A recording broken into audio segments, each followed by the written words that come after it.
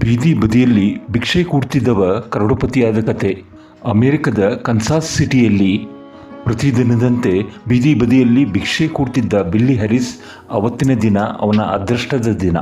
ಅವನ ಭಿಕ್ಷಾ ಪಾತ್ರೆಯಲ್ಲಿ ಒಂದು ಡೈಮಂಡ್ ರಿಂಗ್ ಕಾಣಿಸ್ತು. ಒಬ್ಬಳು ಹುಡುಗಿ ಚಿಲ್ಲರೆ ಹಾಕಲು ಹೋಗಿ ತನ್ನ ಎಂಗೇಜ್ಮೆಂಟ್ ರಿಂಗನ್ನೇ ಮರೆತು ಹಾಕಿದ್ಲು.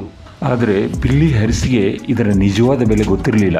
ಅದರ ಬೆಲೆ ಬಂಗಾರದ ಅಂಗಡಿಯಲ್ಲಿ ಚೆಕ್ ಮಾಡಿದಾಗ ಅದು ಸುಮಾರು 3,80,000 ಅಂತ ಗೊತ್ತಾಯಿತು. ಆದರೆ ಬಿಲ್ಲಿ ಅದನ್ನು ಮಾರಲಿಲ್ಲ, ತನ್ನ ಬಳಿ ಇಟ್ಕೊಂಡ. ಮರುದಿನ ಅದೇ ಹುಡುಗಿ ಸಾರಾ ಆ ಉಂಗುರ ಹುಡುಕ್ತಾ ಇರುವಾಗ ಇವನು ಏನೂ ಪ್ರಶ್ನೆ ಮಾಡದೆ ಅದನ್ನು ವಾಪಸ್ ಕೊಟ್ಟ. ಸಾರಾ ಆ ಉಂಗುರದ ಆಸೆ ಬಿಟ್ಟಿದ್ಲು. ವಾಪಸ್ ಸಿಕ್ಕಾಗ ಅವಳಿಗೆ ಆದ ಖುಷಿ ಲೆಕ್ಕಕ್ಕೇ ಇಲ್ಲ. ಆ ಹುಡುಗಿ ಇವನ ಸ್ಥಿತಿ ನೋಡಿ ಇವನಿಗೆ ಏನಾದರೂ ಸಹಾಯ ಮಾಡಲು ತನ್ನ ಮೊಬೈಲ್ನಿಂದ ಫಂಡ್ ಕೂಡಿಸುವ ಕೆಲಸ ಮಾಡಿದಳು. ಜನರಿಗೆ ಇವನ ಕಥೆ ಇಷ್ಟವಾಗಿ ಕೇವಲ 4 ತಿಂಗಳಲ್ಲೇ ಸುಮಾರು 1.5 ಕೋಟಿ ಹಣ ಕೂಡಿತು. ಬಿಲ್ಲಿ ಹ್ಯಾರಿಸ್ಗೆ ಮನೆ, ಕಾರು ಬಂತು. ಬಿಸ್ನೆಸ್ಸು ಮಾಡಲು ಶುರು ಮಾಡಿದ.